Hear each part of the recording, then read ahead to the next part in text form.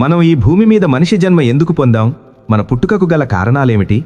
అసలు మనం ఏం సాధించడానికి ఈ లోకంలోకి అడుగుపెట్టాం అనే ప్రాథమిక ప్రశ్నలతోనే మన జీవిత గమనం మొదలవ్వాలి.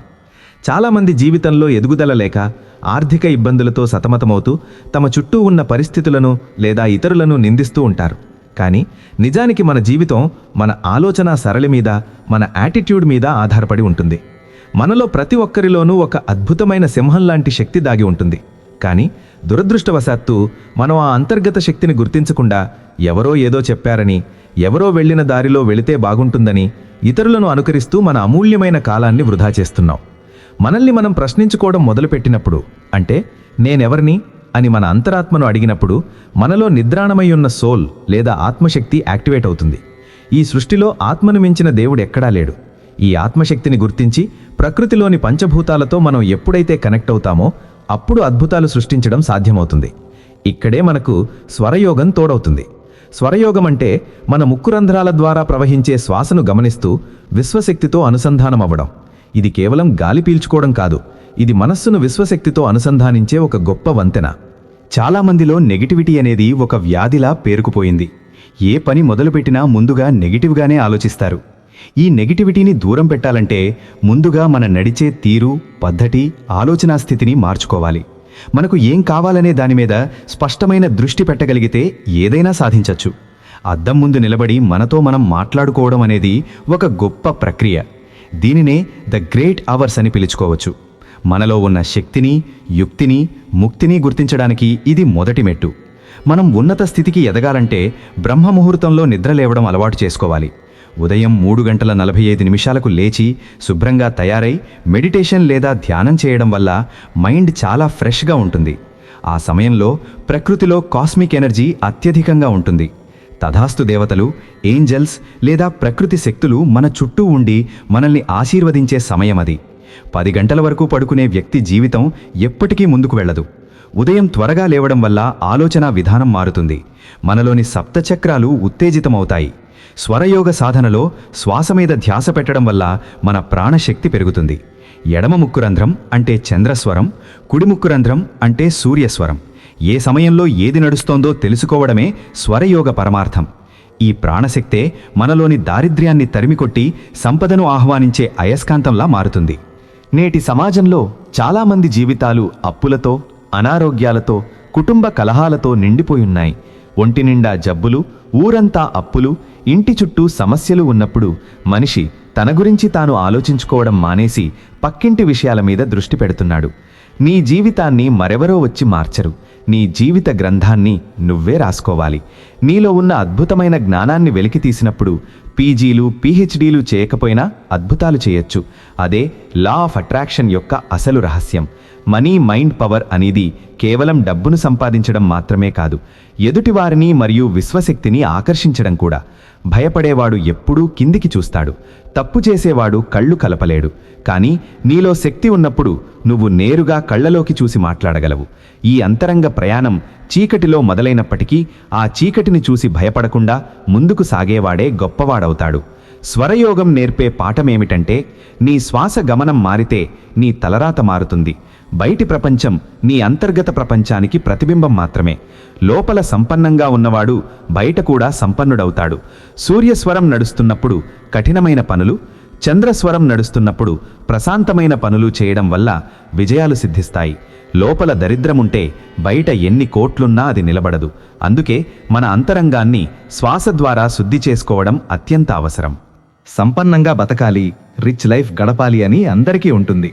కానీ కేవలం కోరిక ఉంటే సరిపోదు. ఆ స్థాయికి తగ్గట్టుగా మన స్థితిగతులు మారాలి.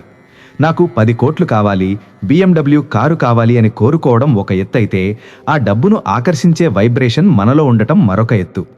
మన ఇంటికి ఒక అతిథి వస్తున్నారంటే మనం ఇల్లంతా శుభ్రం చేసుకుంటాం, మంచి బట్టలు వేసుకుంటాం, వారిని ఎలా గౌరవించాలని ఆలోచిస్తాం. మరి అష్టలక్ష్మి మన ఇంటికి రావాలంటే మన మైండ్ ఎంత శుభ్రంగా ఉండాలి, మన వైబ్రేషన్ ఎలా ఉండాలి? పడుకున్నా, లేచినా, కూర్చున్నా మన ప్రతి శ్వాసలోనూ డబ్బు పట్ల గౌరవం, ఆకర్షణ ఉండాలి. డబ్బును తల్లిలా భావించి గౌరవించినప్పుడు అది మన దగ్గరకు రావడానికి ఇష్టపడుతుంది. డబ్బు అనేదే కేవలం కాగితం కాదు, అదొక శక్తి. ఆ శక్తిని మనం ఎలా ఆహ్వానిస్తున్నాం అనేదే ముఖ్యం. యోగ విజ్ఞానంలో కుబేర ముద్ర మరియు స్వర నియంత్రణ వంటి ప్రక్రియలు సంపదను ఆకర్షించడానికి ఎంతో తోడ్పడతాయి. కేవలం శరీరానికి మాత్రమే కాదు, ధనానికి కూడా ఒక యోగం ఉంటుంది.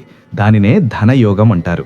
ఈ యోగం సిద్ధించాలంటే మన మనస్సులో సంపద పట్ల ఎటువంటి ద్వేషం ఉండకూడదు. డబ్బు ఉన్నవారిని చూసి అసూయపడటం అంటే మన స్వరం నెగిటివ్ వైబ్రేషన్లో ఉందని అర్థం. మనం డబ్బును మన దగ్గరకు రాకుండా అడ్డుకుంటున్నామని అర్థం. చాలామందికి అర్జెంటుగా డబ్బు అవసరమైనప్పుడు వెంటనే ఎవరిని అప్పడగాలి అని ఆలోచిస్తారు. కానీ మనలోనే ఆ డబ్బును క్రియేట్ చేసే శక్తి ఉందని ఎవ్వరూ నమ్మరు. మాటల మరాఠీలు అంటారు, అంటే మాటలతోనే ఏదైనా సాధించగలరు.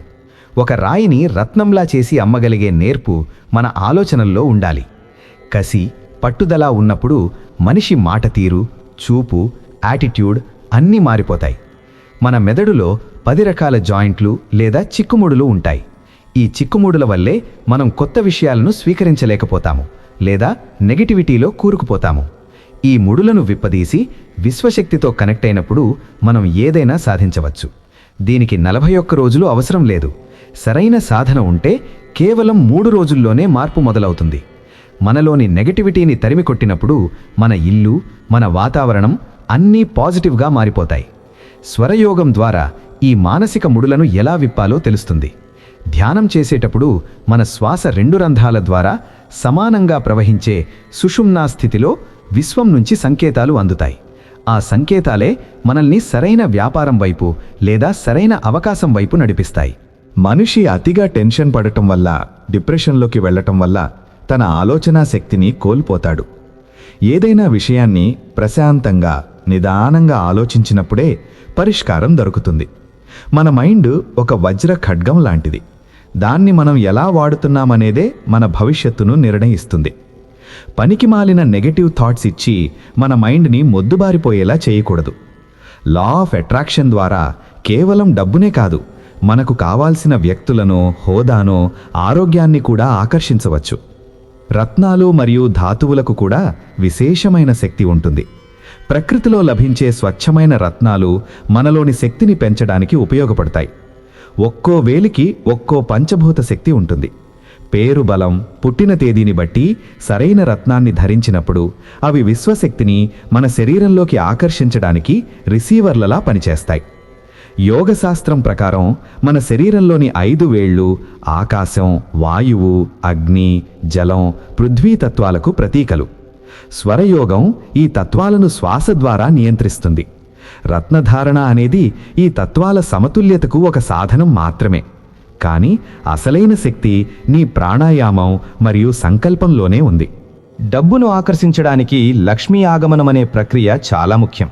మన దేవుడి గదిలో ఉత్తరం దిక్కున కొన్ని ప్రత్యేకమైన నాణాలు లేదా శక్తివంతమైన వస్తువుల నుంచి సాధన చేసినప్పుడు ఆర్థిక ఇబ్బందులు తొలగిపోతాయి. పూర్వకాలంలో రాజులు వాడిన నాణేలకు కూడా ఒక రకమైన ఆకర్షణ శక్తి ఉంటుంది. లా ఆఫ్ అట్రాక్షన్ అంటే మంత్రాలు, తంత్రాలు కావు, అదొక సైన్స్. మనకు ఏది కావాలన్నా అది మన దగ్గరకు వచ్చేలా మనల్ని మనం సిద్ధం చేసుకోవడమే దీని ఉద్దేశం. నిరుత్సాహంలో ఉన్నవారికి, అనుకున్నది సాధించలేకపోయేవారికి సరైన మార్గదర్శకత్వం ఉంటే వారు తమ లక్ష్యాలను సులభంగా చేరుకోగలరు. భూమిలో ఏముండో గుర్తించడం, నేల స్వభావాన్ని బట్టి అక్కడ ఉన్న శక్తులను తెలుసుకోవడం వంటివి కూడా మన ఇంద్రియాల శక్తిని పెంచుకోవడం ద్వారా సాధ్యమే. మట్టి వాసన చూసి లేదా ఒక ప్రదేశంలో ఉన్న వైబ్రేషన్స్ని బట్టి అక్కడ ఏముందో చెప్పగలిగే స్థితికి మన అంతరాత్మను తీసుకెళ్లవచ్చు. దీనినే స్వరజ్ఞానం లేదా యోగ దృష్టి అంటారు. ఎప్పుడైతే మనం మన పంచేంద్రియాలను దాటి ప్రాణశక్తిని గమనిస్తామో అప్పుడు మనకు ప్రపంచంలోని రహస్యాలన్నీ అవగతమవుతాయి. స్వరయోగం యొక్క పరమార్థం నిరంతర ఎదుగుదల. మనం రోజువారీ చేసే పనుల్లో కూడా శ్వాసను గమనిస్తూ యోగాన్ని అనుసంధానించవచ్చు. దీనినే కర్మయోగం అంటారు. మనం చేసే పనిని దైవకార్యంగా భావించి ఫలితం మీద ఆశ లేకుండా పూర్తి ఏకాగ్రతతో చేసినప్పుడు సంపద మనల్ని వెతుక్కుంటూ వస్తుంది. చాలామంది కేవలం ఫలితం కోసమే పనిచేస్తారు, కానీ పనిలో ఆనందాన్ని వెతకరు. ఆనందం లేని చోట ఆకర్షణ ఉండదు. నువ్వు చేసే పనిని ప్రేమిస్తే ఆ పని నిన్ను కోటీశ్వరుణ్ణి చేస్తుంది. నీలోని నైపుణ్యాన్ని నిరంతరం పెంచుకోవడమే నిజమైన సాధన. యోగ సాధనలో చెప్పబడిన శ్వాస నియంత్రణ మన వ్యక్తిత్వాన్ని తీర్చిదిద్దుతాయి. సత్యం మాట్లాడటం, అహింసను పాటించడం, అనవసరమైన వస్తువులను సేకరించకపోవడం, అపరిగ్రహం వంటివి మన మనస్సును తేలికగా ఉంచుతాయి. తేలికపాటి మనస్సు మరియు సమతుల్యమైన శ్వాస విశ్వశక్తిని వేగంగా గ్రహిస్తాయి. మనం ఎంత ఎక్కువ మందికి సహాయం చేస్తామో అంత ఎక్కువ సంపద మనకు తిరిగి వస్తుంది. ఇది విశ్వం యొక్క నియమం. గివింగ్ ఈజ్ టేకింగ్ అంటే ఇవ్వడమే తీసుకోవడం. మన జీవితంలో విజయానికి ముఖ్య కారణం మన తోటి మనుషులతో మనకున్న సంబంధ బాంధవ్యాలు. ఎదుటివారిలో దైవత్వాన్ని చూడటం స్వరయోగం నేర్పే ముఖ్యమైన పాఠం. మనం ఎవరినైనా ద్వేషించినప్పుడు లేదా ఎవరికైనా హాని తలపెట్టినప్పుడు మన ప్రాణశక్తి కుంచుకుపోయి శ్వాస గందరగోళమవుతుంది. ఇది ఆర్థిక ఎదుగుదలకు పెద్ద అడ్డంకి. సంపన్నులు ఎప్పుడూ ఇతరులను ప్రోత్సహిస్తారు, కానీ పేద మనస్తత్వం ఉన్నవారు ఇతరులను కిందికి లాగాలని చూస్తారు. నీవు ఇచ్చే గౌరవం, నీవు చూపే ప్రేమ నీ వైపు సంపదను ఆకర్షిస్తాయి. నీ మాట తీరు మధురంగా ఉండాలి. వాక్కు అనేది ఒక గొప్ప శక్తి. ఇది శ్వాస ద్వారా పుడుతుంది. మనం నోటి నుంచి వచ్చే ప్రతి పదం ఒక మంత్రం లాంటిది. నేను అదృష్టవంతుడిని, నేను సంపన్నుడిని అని పదే పదే కుడి స్వరం నడుస్తున్నప్పుడు అనుకోవడం ద్వారా మన సబ్కాన్షియస్ మైండ్ ఆ దిశగా పనిచేయడం మొదలుపెడుతుంది. ఎప్పుడు నా దగ్గర లేదు, నేను చెయ్యలేను అని అనకండి. నీవు ఏమనుకుంటే అదే అవుతావు. యద్భావం తద్భవతి. మీరు రిచ్గా బతకాలని అనుకుంటే ముందు మీ పేదరిక ఆలోచనలను వదిలివేయండి. ఇతరులను చూసి అసూయపడటం లేదా వారిని అనుకరించడం ఆపండి. మీలో ఉన్న అద్భుతమైన శక్తిని నమ్మండి. బ్రహ్మముహూర్తంలో నిద్రలేచి మీ శ్వాసను గమనిస్తూ లక్ష్యాల మీద దృష్టి పెట్టండి. డబ్బును ప్రేమించండి, గౌరవించండి. మీ అంతరాత్మతో కనెక్ట్ అవ్వండి. స్వరయోగం ద్వారా నీలోని ప్రాణశక్తిని మేల్కొలుపు. విశ్వం మీకు ఇవ్వడానికి సిద్ధంగా ఉంది, కానీ అది తీసుకోవడానికి మీరు సిద్ధంగా ఉన్నారా అనేది మిమ్మల్ని మీరు ప్రశ్నించుకోండి.